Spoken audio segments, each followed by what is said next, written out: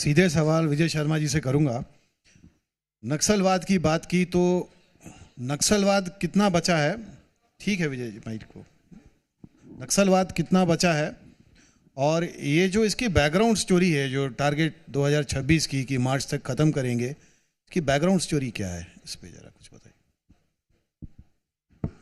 हमारे छत्तीसगढ़ में जो नक्सलवाद जिस पैमाने पर 2006 से था, अब ये कहें कि विगत 2 वर्षों के काम के बाद ये 15 से 20% शेष रह गया है।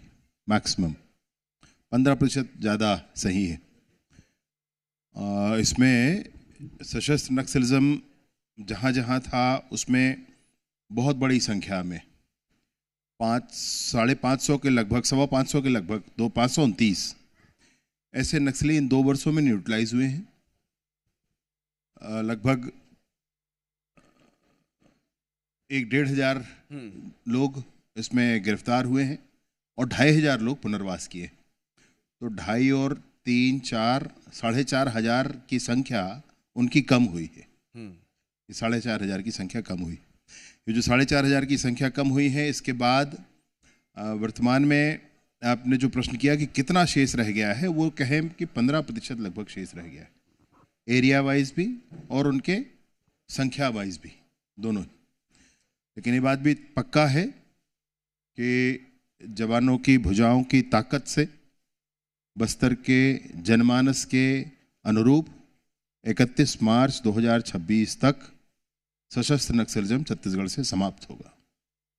आपने कहा कि 31 मार्च 2026 कैसे आता है, तो नई सरकार बनी थी माननीय विष्णुदेव साय जी की, और उसके बाद एक मीटिंग थी यहाँ पर जिसमें केंद्रीय गृह मंत्री जी आए थे।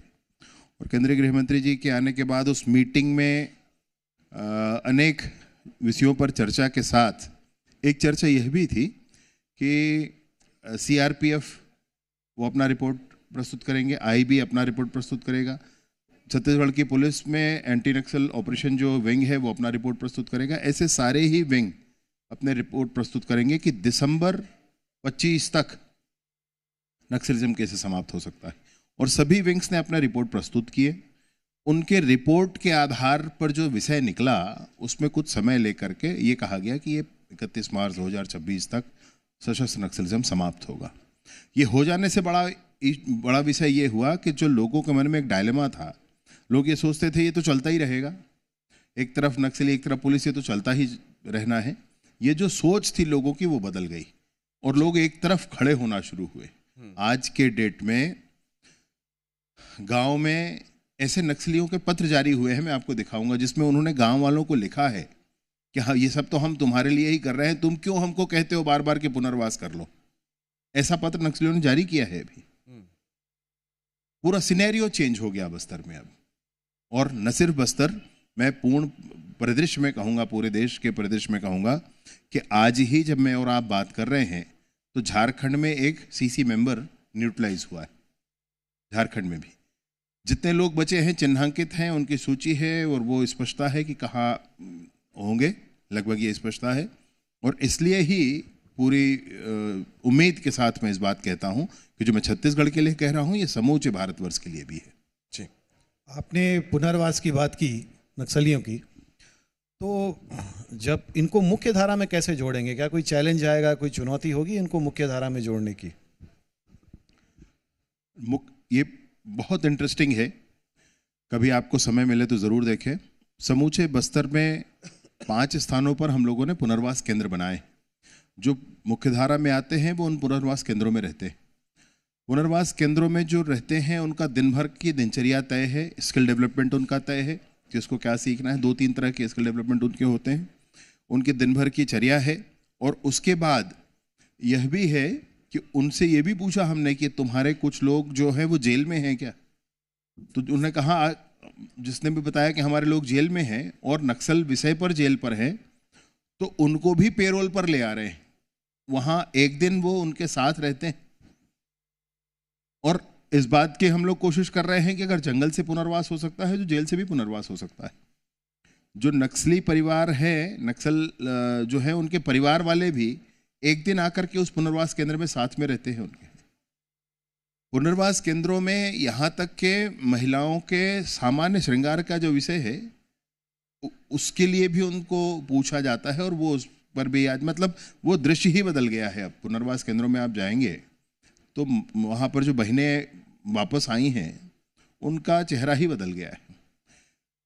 पुनर्वास केंद्रों पर आप जब देखेंगे तो वहाँ पर आगे के जीवन के लिए उनके इनाम की राशि के साथ साथ उनका खेत है उसका पट्टा भी बन जाए, अधिकार पत्र बन जाए, खेत में बोर भी हो जाए, स्किल डेवलपमेंट होगा तो असिस्टेंस भी कुछ उनको हम कर दें, यहाँ तक उनका जीवन हो बच जाए। चूँकि नक्सली जब भी वहाँ शादी होती थी तो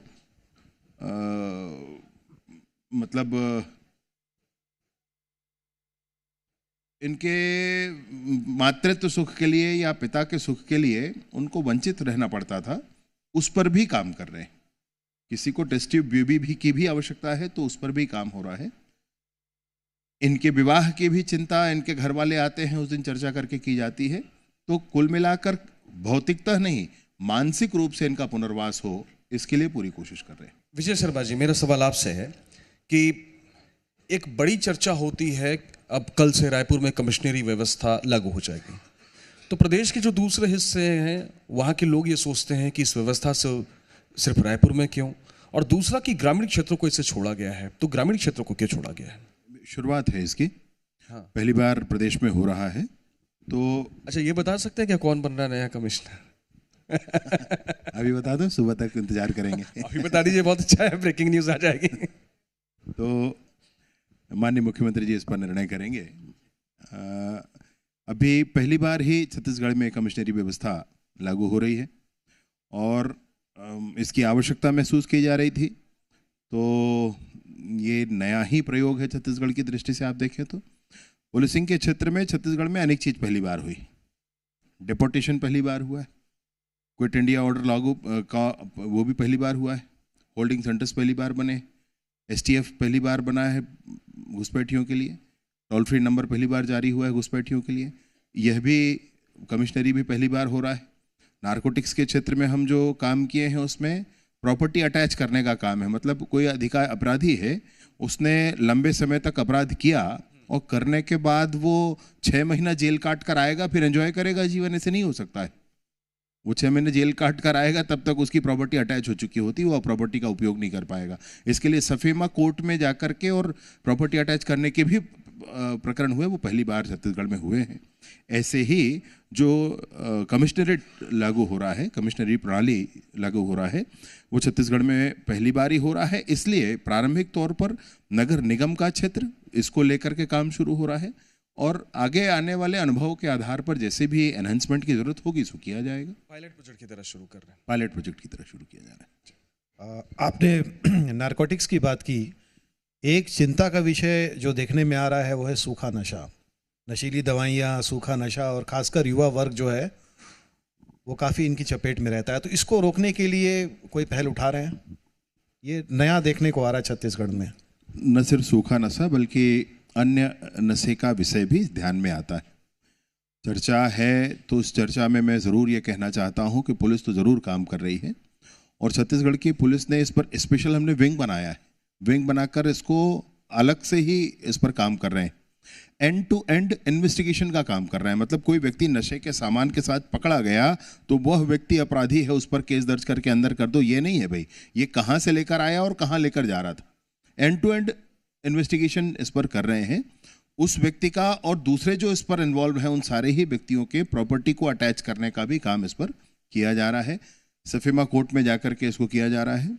तो इन सारे ही विषयों के माध्यम से जो जांच की भी प्रक्रिया है वो भी अलग हुई है, उस पर भी काम कर रहे हैं। इन सारी ही प्रक्रियाओं के माध्यम से आगे बढ़ ही रहे हैं।